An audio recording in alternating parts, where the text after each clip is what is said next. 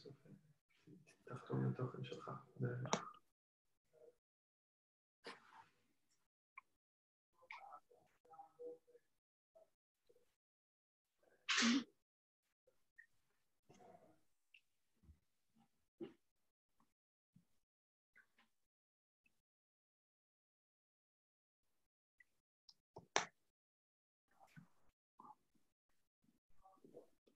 So we're going to kick things off. So good afternoon, everyone, or indeed good morning or good evening, depending on where you are.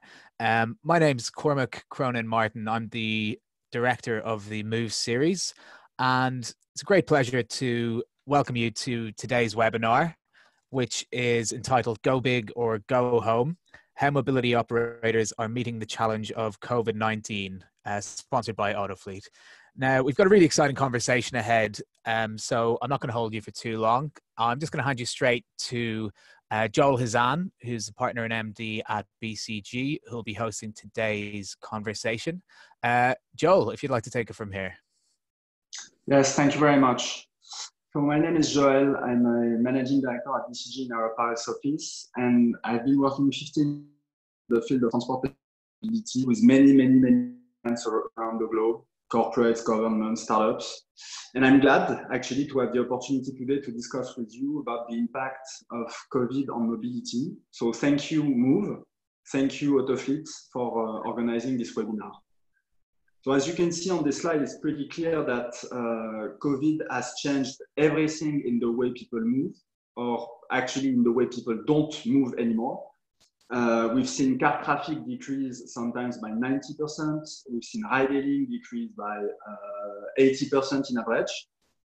And it's clear that mobility service providers have experienced and reacted to this in a variety of ways.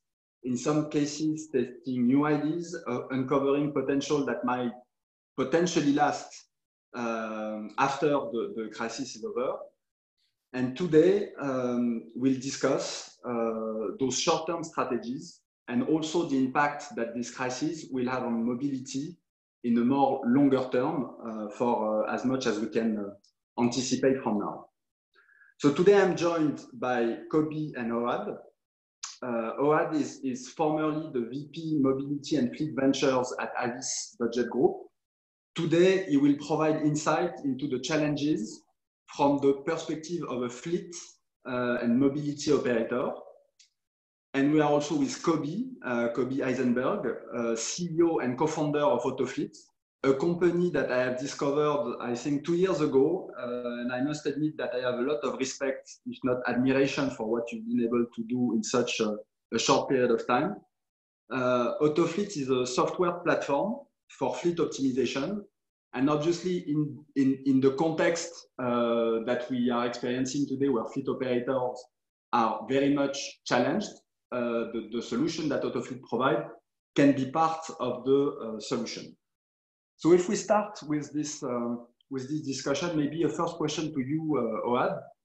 When people are not traveling, what has been the impact on mobility services? Impact on rental, car sharing fleet, ride-hailing, P2P rental? Great. Thanks, Joel. And first of all, it's a pleasure and an honor to be here today. As you'll be able to see on the next slide, the impact in transportation has been absolutely massive. Here, we're actually seeing the best case scenario, which is private vehicles. So these are daily vehicle miles traveled by private vehicles, which means they include your trips to the supermarket and around town and other things that are remaining stronger during lockdown in the United States. So again, a best case scenario. Here's the worst case on the next slide. So this is a picture of the 3,500 vehicle fire that occurred in Fort Myers Airport. And obviously it's a sensational picture and it's worst case because those vehicles are destroyed, but it's worst case because it demonstrates something else. I think the question is, why are 3,500 vehicles sitting on a field surrounded by highly flammable brush? in a city of Fort Myers. For those of you that don't know it, Fort Myers is kind of a sleepy city in the western coast of Florida. So about 82,000 residents. It's right next to Naples, perhaps the oldest demographically city in the United States. So not a major hub, and yet 3,500 vehicles are sitting there in overflow lots, which I think tells you very accurately, visually, what you need to know about the utilization of fleets right now. So if we drill down a little bit, from the top down, first of all, total spending on travel in the US, which is transportation, lodging, retail, attraction, and restaurants, is projected to plunge by approximately $355 billion for the year, or about 31%. To put into perspective, that is more than 6 times the impact of 9/11 on the travel industries. Car rental fleets running at 15 to 20% utilization, which is non-sustainable.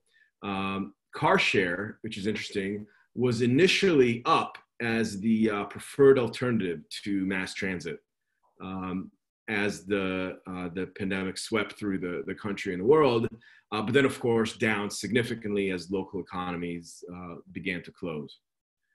Peer-to-peer, both car share and rental, is suffering worse than traditional car rental. And this is due to the uncertainty and fear of cleaning procedure and vehicle safety when it comes from a private individual to another private individual.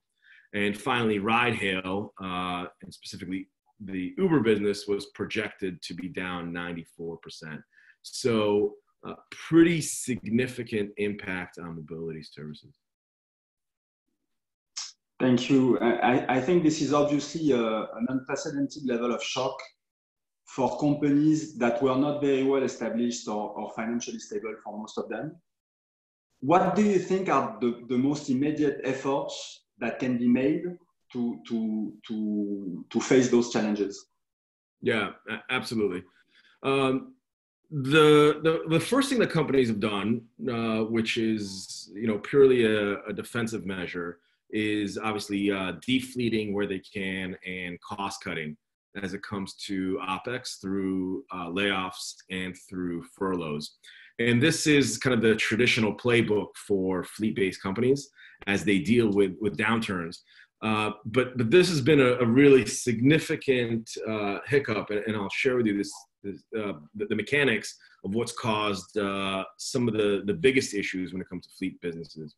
So Manheim reported that the average price for B2B car sales sold at auction, specifically out of rental car fleets, was down 17.1% year over year in the month of April, down 18.5% month over month. And this kind of 15 to 20% decline is expected to maintain for the foreseeable future. And this is a double whammy. So not only are cars unutilized, so not generating revenue, their potential sales for them are down, but even worse, those are all highly leveraged assets. So if you've seen in the news, the Hertz news recently, and right now I think there's an outstanding decision of whether they will reach a negotiated settlement with their debtors or file for Chapter 11 bankruptcy. It's because of this. Hertz has about 500,000 vehicles in the fleet. And that's at around $10 to $12 billion of fleet debt. Now, those loans are secured by the cars. So when the collateral drops in value, like we just talked about, the company has to make up the difference in cash or face default. And that's why Hertz has to come up with $500 million or file for bankruptcy. That's what's driving the current crisis. So what can companies like Hertz and other rental car companies do after they've done the initial cut? And we've seen this out in the market. The first is remove all friction for transactions. So we've seen both Hertz and Avis announce that they'll lower the minimum rental age and waive young rental fees. Hertz has also announced that they're making the fleet available for healthcare workers across the world for free on monthly rentals. Both companies, in fact, all transportation companies have announced and communicated new cleaning procedures to try to get to a bit more of a peace of mind and assuredness. But and then finally, kind of reassigned vehicles. So we've seen passenger vans with seats removed being redeployed as cargo vans for emerging delivery models.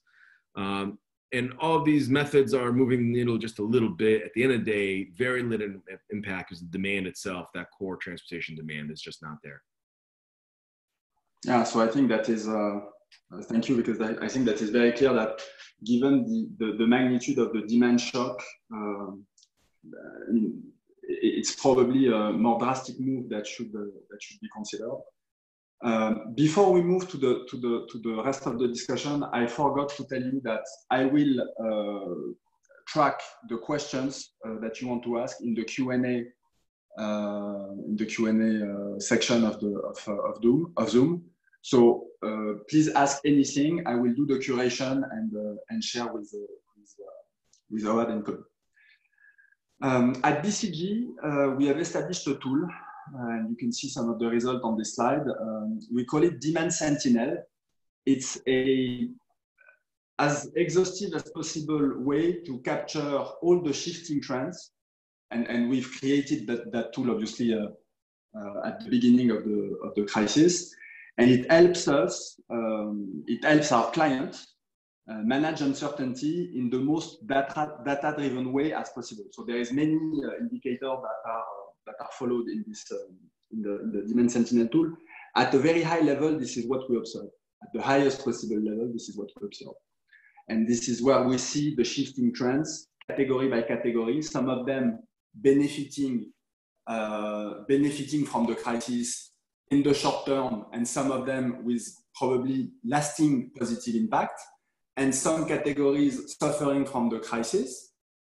Maybe some of them will suffer only during the lockdown and post-lockdown period, but will recover and get better. And some others will see long-lasting drop in their activity and in the demand. It's difficult to predict which one will recover and which one will not. But actually what we see, and what is for sure, that the short-term demand for all the mobility industry that we are looking at is always on the left of this page.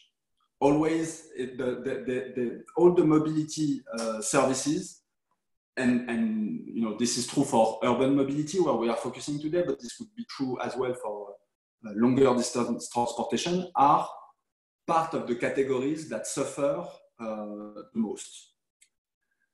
Kobi, those people are your clients, so you're trying to help them on a day-to-day basis. In the face of this dropping demand of B2C mobility, because what we are tracking here is the consumer demand, do you see other services that are seeing growth in demand in the mobility space? Yeah, thanks, Joe. So first of all, really excited to have this opportunity to have this discussion with both yourself and Ohad. I mean, the team at Autofleet has been really heads down over the last 8 weeks, essentially since the crisis has begun, to scale the delivery services that we provide, and really excited to share some of these insights that we've learned really over the last few weeks. So one of these things is really we found that you could segment the demand side of deliveries into like 3 main categories. You have the restaurants that are already working with you know, common gig platforms like Uber Eats, Postmates, DoorDash, etc. And for them, it's been really straightforward to scale the deliveries as that demand has surged, because there's really been an influx of couriers that have mostly come from ride-hailing since that demand has went down. So for them, kind of creating this additional elastic supply has been pretty straightforward. On the other hand, the challenge with these kind of platforms is around brand awareness and the amount of control that you have over your brand as you're kind of showing up in an app with maybe 50, you know, tens or hundreds of other brands just like you. The second kind of segment or category is the kind of the larger retailers, the supermarkets, the pharmacies, etc., that may already have some in-house fleets to their deliveries, or through third-party fleets. For them to scale their business as demand has surged has been much more challenging because it's really hard to maybe buy additional vans overnight. But obviously they have a much better control of the brand. People order directly through the website. And the last segment is like the businesses, mainly the small businesses that have been really pure brick and mortar businesses before the crisis, and then really had to shut down operations. And launching a new delivery service literally overnight is not something that's easy to do. Another kind of interesting insight that we found is that you have these wholesalers that have up until now been selling to restaurants, but since that demand has gone on, has basically some of them have opened up a direct-to-consumer channel, which has really changed the profile of the type of deliveries that they do. It increased the volume, it changes the package size, so things have changed for them. And through discussions, we understand that this is actually a model that has allowed them to unlock additional opportunities. For example, they could reduce the price, since essentially you're removing a sort of a middleman, so to speak, from the value chain. And so we've been hearing that this is a model that they may even continue once the market goes beyond this COVID-19 crisis. So these are just kind of some of the insights that we've seen. Another thing that's kind of not directly related to deliveries, but still a market dynamic that's been around in the last few weeks is really the transportation of essential employees. Still a large percentage of the population cannot work remotely and need to get to the workplaces. But the traditional transportation means like buses and shuttles, etc., has been less relevant, especially due to the kind of social distancing regulations, etc. And so we've seen really another shift in the way that employees and people need to basically get transported to the workplaces, mostly through taxis and on-demand mobility services. These are really kind of some of the insights that we've seen, at least on the demand side, in the last few weeks.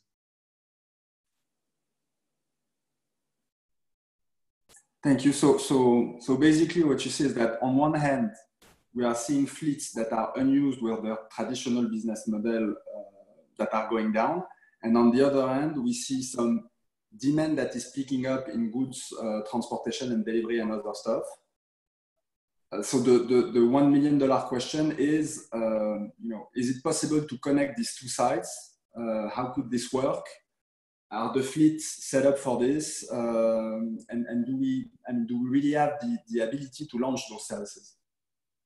Right. So essentially, what we've done, and I'll go to the next slide.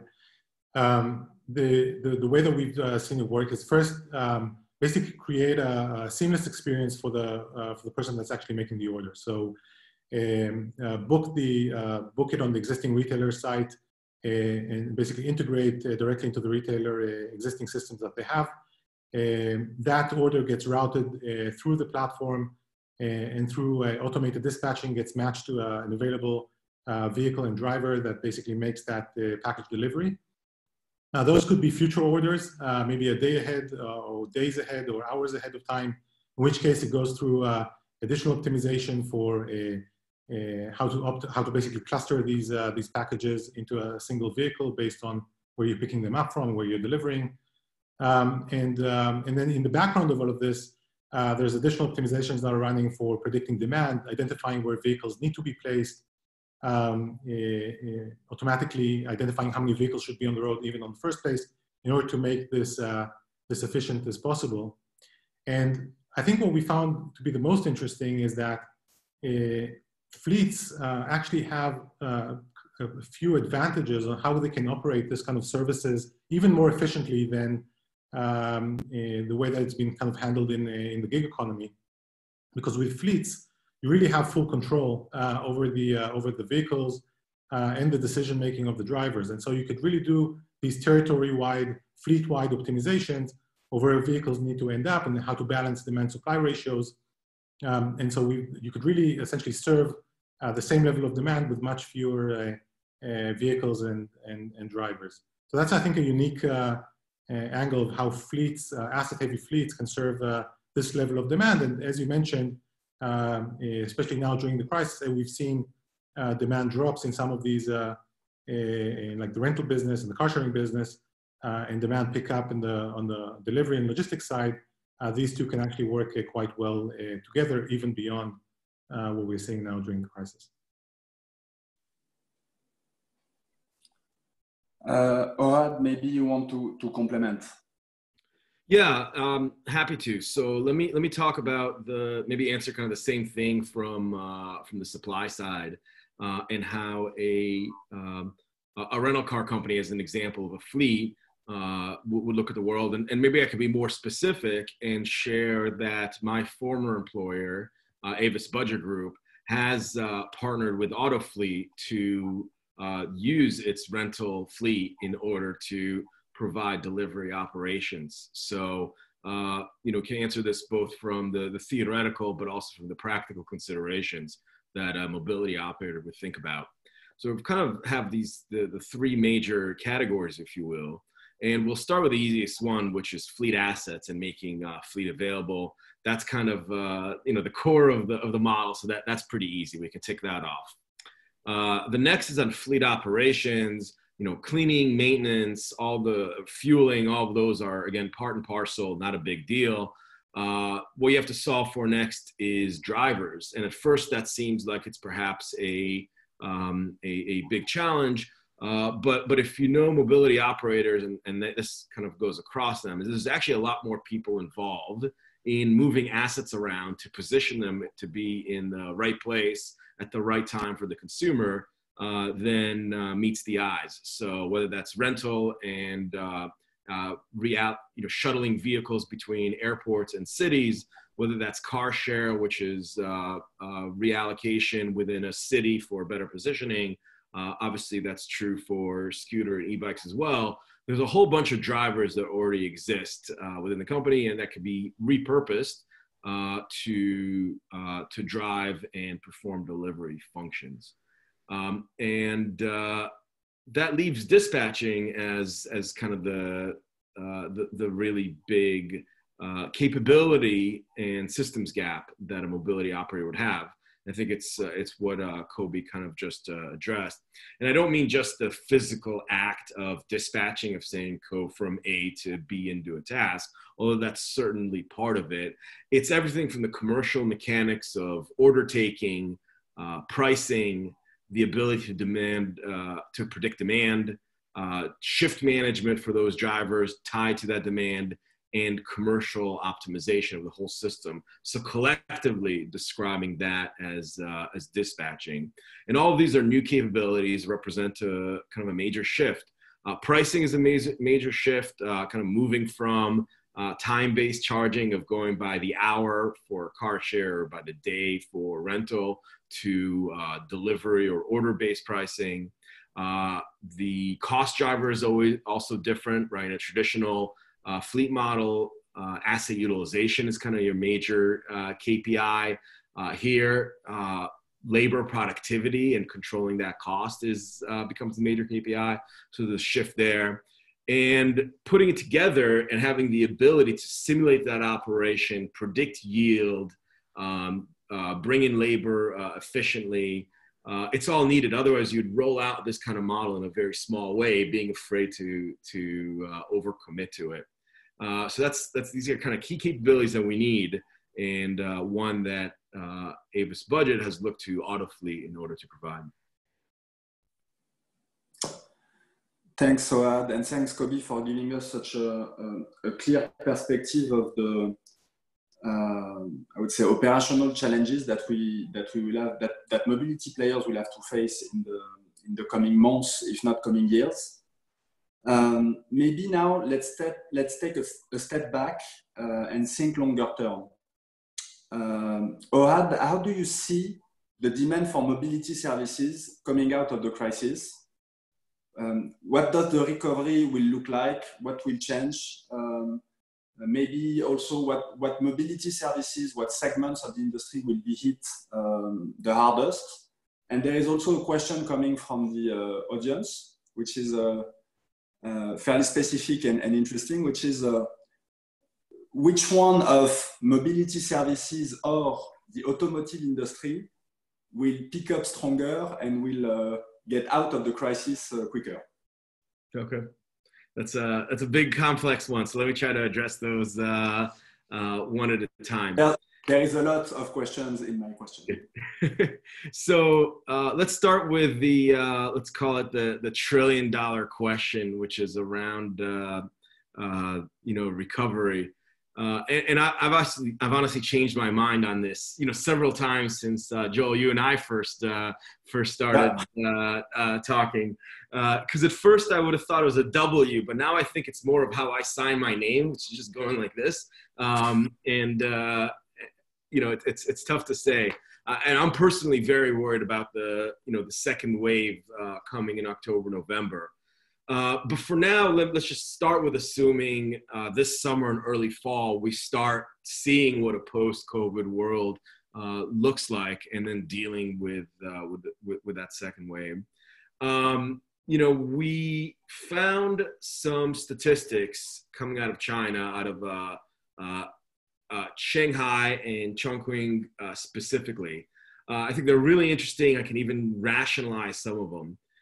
So first, car share returned to 80 to 100% of previous baseline.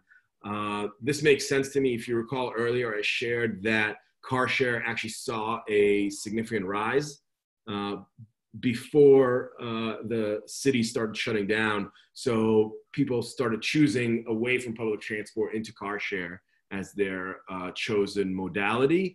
And so the fact that return kind of makes sense. Ride hail to 50% of its pre-pandemic baseline. And this is including some of the changes. I don't know if those of you have seen the plastic barriers that have come up between the front seat and the back seat in ride hail vehicles in China. So picture the old New York City taxis, the really uncomfortable ones with no legroom because of the plastic barrier. And I guess now we're back to that again. But even so, ridership is nowhere near previous peak levels. Food delivery is also down. I don't believe that's really not really from a mobility perspective. This is really around the less demand from commercial buildings during lunchtime. So it's a bit more nuanced. My sense is that 2020 and 2021 will show a few things. One is public transport will be very difficult. Just the social spacing and distancing requirements of every other seat or every other row, as well as people's willingness to kind of take those trips is going to be really difficult for what are really capital intensive public services.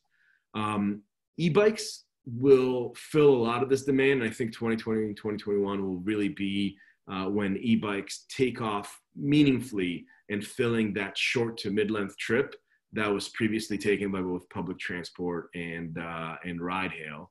And it'll be interesting to see e-bikes and cargo bikes and how they assist with last mile delivery as well, to especially in more denser and in urban environments.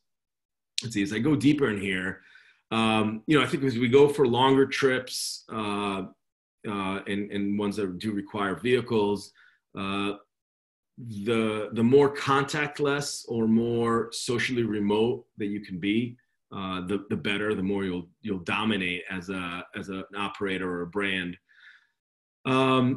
There's going to be some clear benefits to car share operators that survive, which is interesting because a lot of them are dropping over the last year or so pretty significantly in terms of cities covered, and of course may even shut down altogether. But for those that do come out of this, there'll be some really rapid growth. I think the other modality that there'll be a lot of growth on is in delivery and collection of vehicles themselves. So having vehicles that come to you rather than you going to a central place with other people and picking up that vehicle. So, both of those are, contactless or socially remote.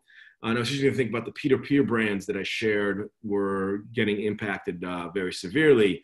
They obviously have some natural advantages when it comes to local car delivery and avoiding congested lots because they're by nature distributed.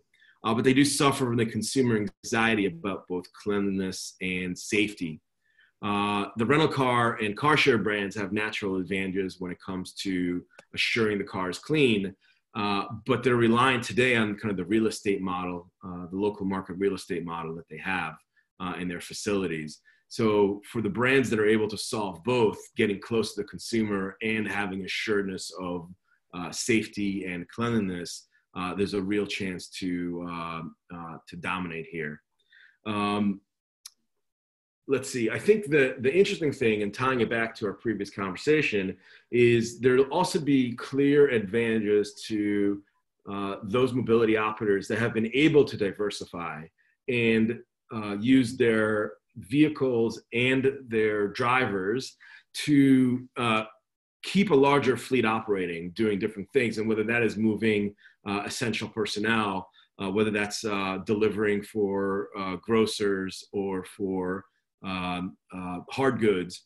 And the reason is, if we have an expectation of a W or of some sort of cyclical economy that contracts and expands over and over, it'll be really difficult if you don't have that diversification to make that bet and say, I'm going to in-fleet again, I'm going to hire again, I'm going to build up that cost basis, and then either having to face those downturn cost pressures again, or have made the wrong choice and have overfleeted or overhired. And so for companies that are able to build a broader portfolio, even if they are of lower margin activities, they're then able to redeploy in a much safer way and have kind of a cushioning, so they can take that vehicle and use it any one of given ways depending on where the market is, pushing towards delivery because people are locked at home, or pushing towards mobility and transportation because people are moving. For the last part of this question, I'm going to have to say that I think the mobility operators would lead the OEMs in terms of recovery. And that is, if I look at how much overcapacity exists today in the transportation market, if I look at the low price in the secondary market, it's just difficult to see how the OEMs can quickly recover from that. It almost seems like they would need that demand to pick up, whether it's from private individuals, which would be difficult if we were in a recessionary time, or from fleets, in order to be able to pull out and get to anywhere near pre-COVID numbers. So, some have said that we've reached peak auto, and that was actually marked by this pandemic.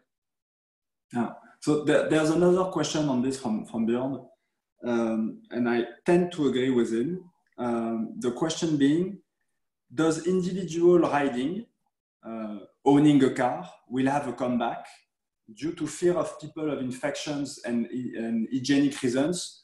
Transportation service like Flixbus, car sharing, or public transport might lose uses, despite any climate discussion, which is still necessary. So maybe I can start giving what I believe could be an answer to this question, and Ohad and Kobi, you can complement. I think what we've seen, especially in China, is that the congestion and the car traffic is picking up more quickly than the public transportation. Mm. In China, I think the car traffic is close to what it was last year at the same period of time, and is now the public transport getting close to 50% of was last year at the same time. And obviously, new mobility services are a bit in the middle. And the jury is still out whether they will take all the necessary measures to become the safe to fall on the safe side, or will be on the unsafe side. But for me, I think there is a clear risk that we see a revenge of the private car.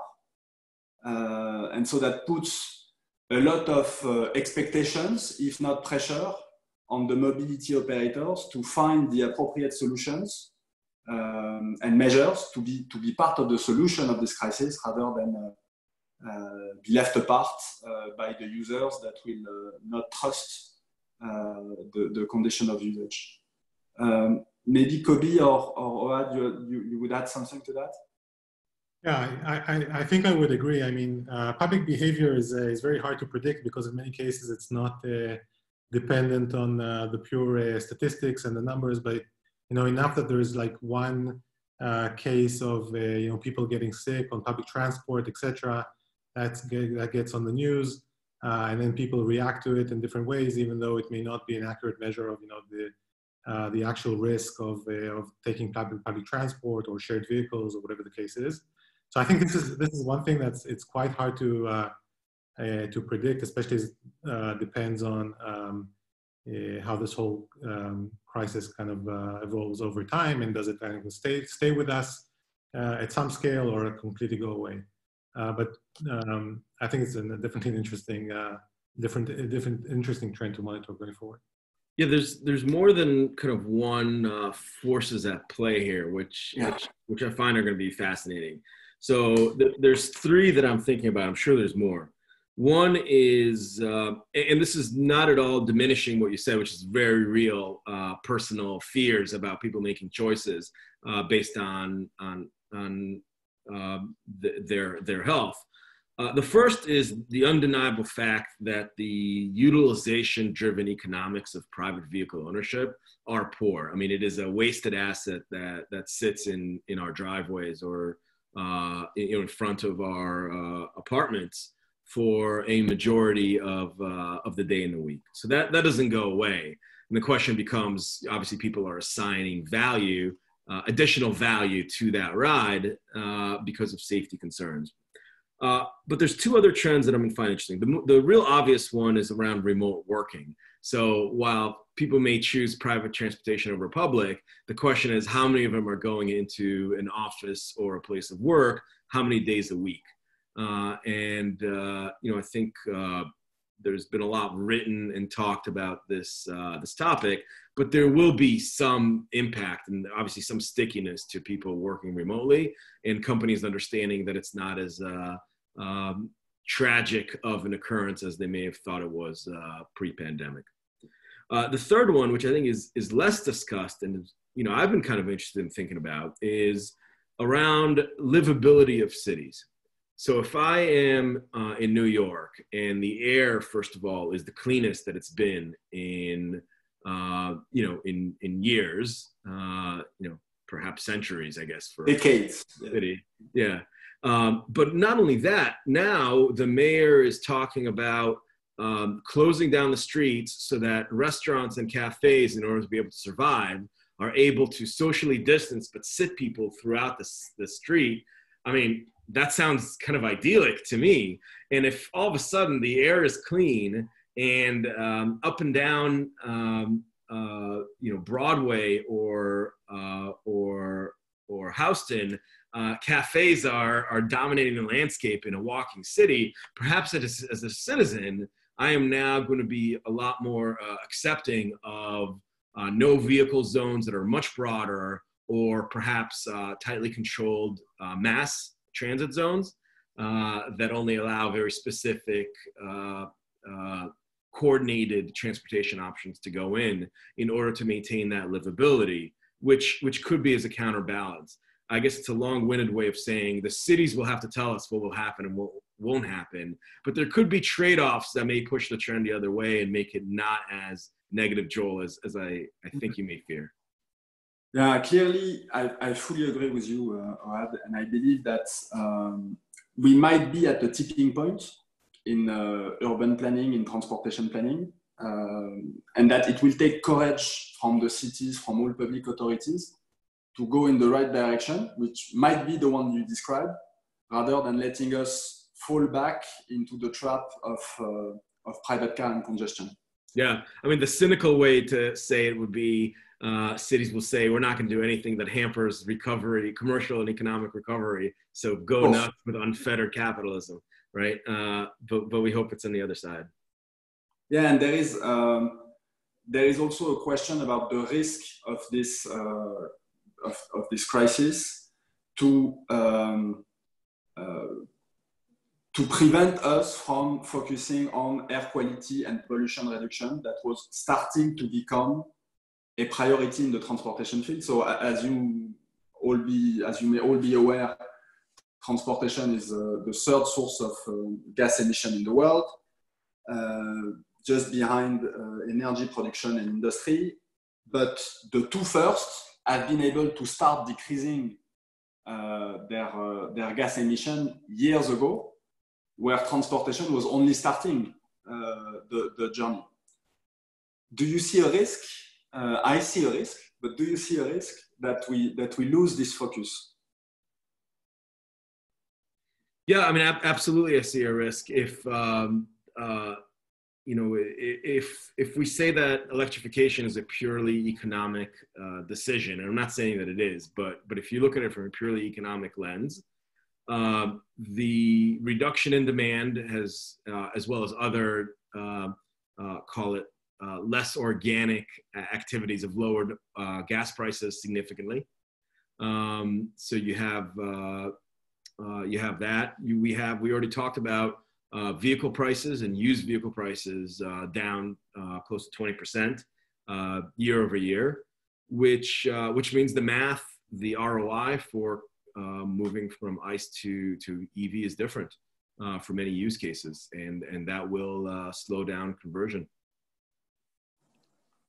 Another thing maybe I would add also in this context is specifically how fleets can also change the dynamics in the city in respect to pollution and congestion, because essentially if we think about the infrastructure, right, it's not just the roads and the pavements, but we also consider the vehicles on top, then we are able to now optimize the way that people move around in a much better way versus complete gig economy of mobility services that in many cases have shown over congestion and pollution in cities around the US.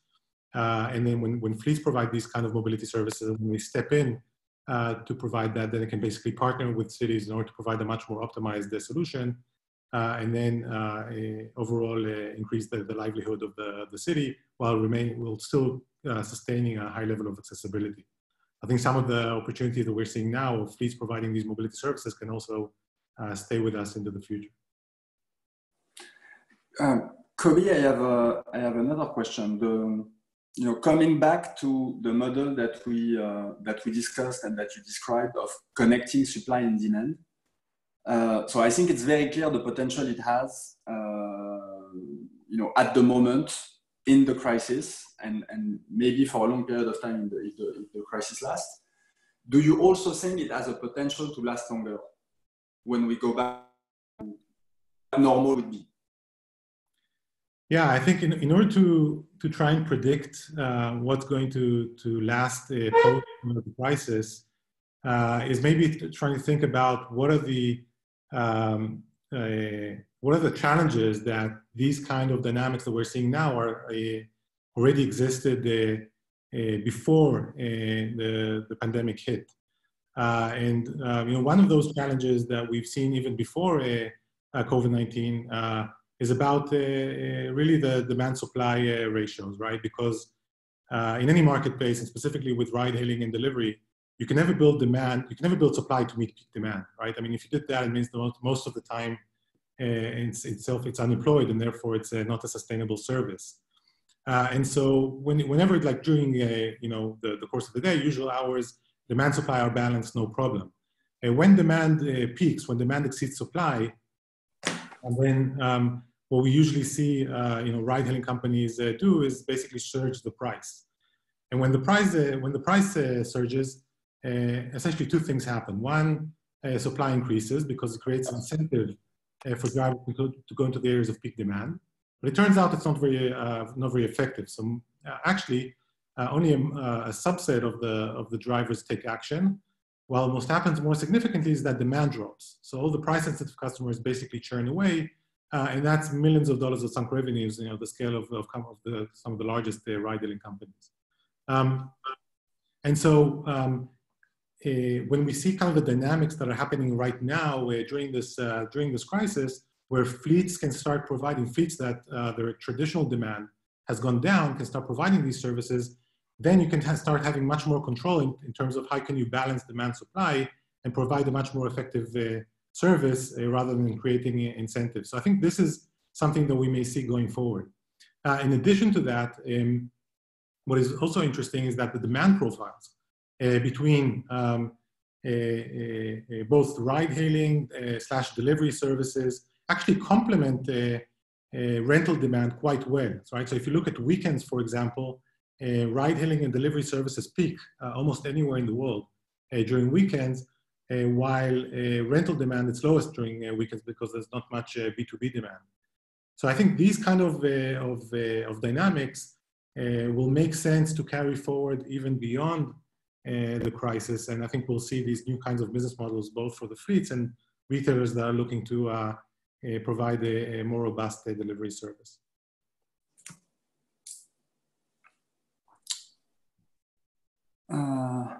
Just checking the questions. I think we're getting close to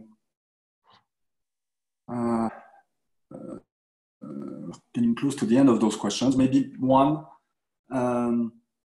how should public authorities that have established partnerships with private mobility providers should react if those mobility providers fall in the crisis?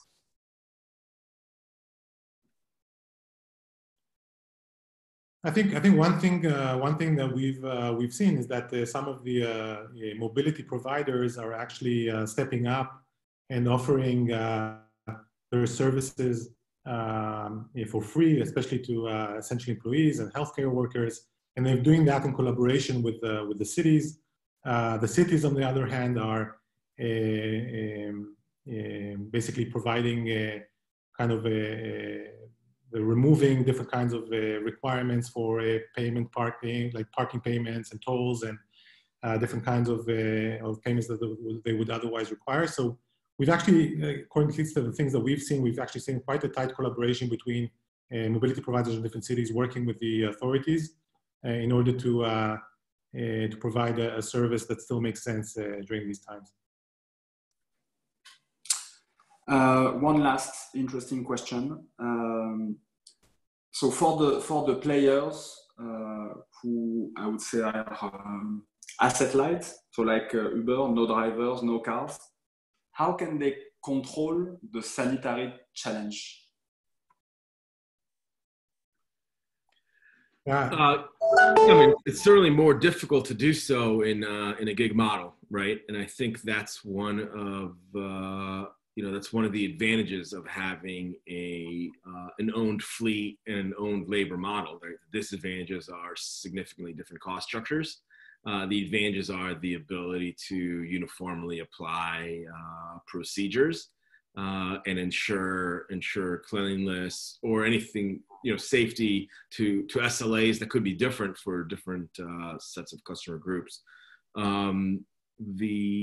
I think what we'll see, and this is, I guess, going on a bit of a limb on a prediction, is some advancements in the ability to kind of validate that cleanliness has been done to a public space. And I think it's a really interesting area of innovation that'll be helpful, not just for TNCs, but also for public transport and any public space providers to be able to prove that a surface has been cleaned in some way.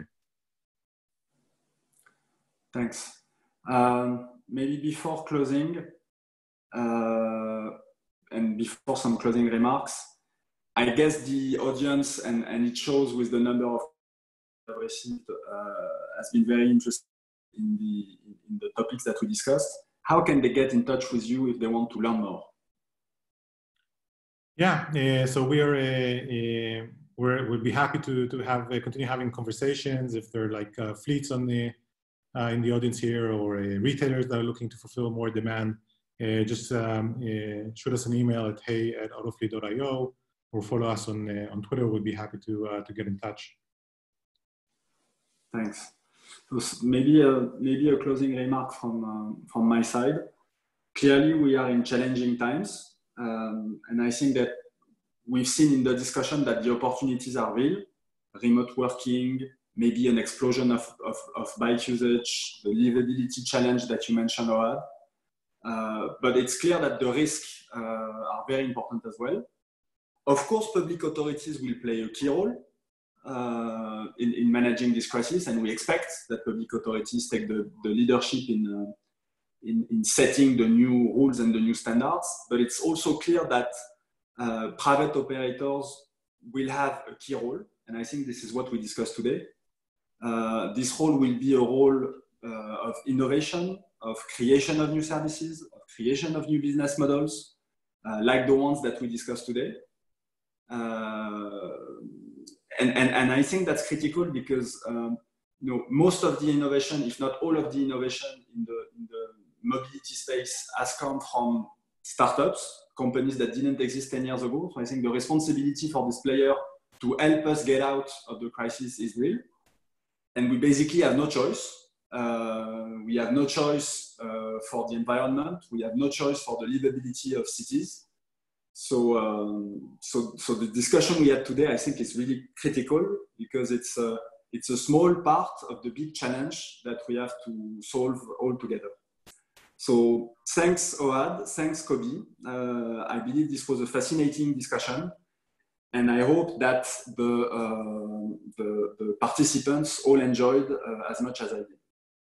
Thank you very much. Thank you. Yeah.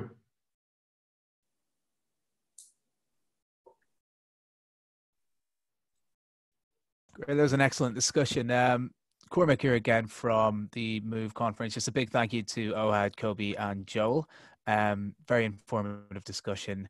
And to investigate further the webinars coming from Move, we have a lot planned for the next few months. So do log on to our website at the link on screen.